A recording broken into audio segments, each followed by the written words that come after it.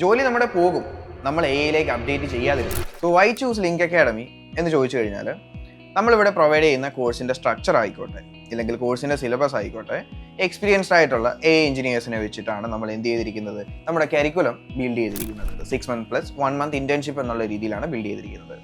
So ഈ 6 monthലേക്ക് വന്നു കഴിഞ്ഞാൽ നമ്മൾ മാക്സിമം എന്ത് ചെയ്യുന്നുണ്ട്, ഇതിൽ നിന്ന് തിയറി ഒഴിവാക്കുന്നുണ്ട്. എത്രത്തോളം പ്രാക്ടിക്കൽ സെഷൻസ് നമുക്ക് ആഡ് ചെയ്യാൻ പറ്റുമോ അത്രത്തോളം പ്രാക്ടിക്കൽ സെഷൻസ് ആയിരിക്കും നമ്മൾ എന്ത് ചെയ്യുന്നത്, ഇവിടെ ഓപ്റ്റ് ചെയ്യുന്നത്.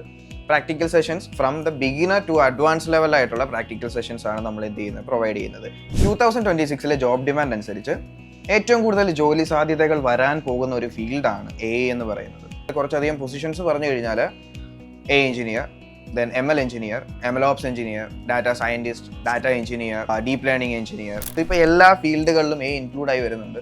സോ ഇൻക്ലൂഡ് ചെയ്തിട്ടുള്ള കോഴ്സുകൾ നമ്മൾ പഠിച്ചു കഴിയുമ്പോൾ നമുക്ക് ഈ വൈഡ് റേഞ്ച് ഓഫ് പോസിബിലിറ്റീസിലേക്ക് നമ്മൾ എന്ത് ചെയ്യാണ്, ഇറങ്ങി ചെല്ലുകയാണ്. ഒരു എഞ്ചിനീയർ ഫ്രഷറിൻ്റെ ബേസിക് സാലറി സ്കെയിൽ എന്ന് പറയുമ്പോൾ അക്കോർഡിംഗ് ടു 2026 അത് ഒരു 4 to 5 LP ആണ്. ഈ ഒരു കോഴ്സിലേക്ക് വരുമ്പോൾ നമ്മൾ പ്രൊവൈഡ് ചെയ്യുന്നത് 100% പ്ലേസ്മെൻറ്റ് അസിസ്റ്റൻസ് ആണ്.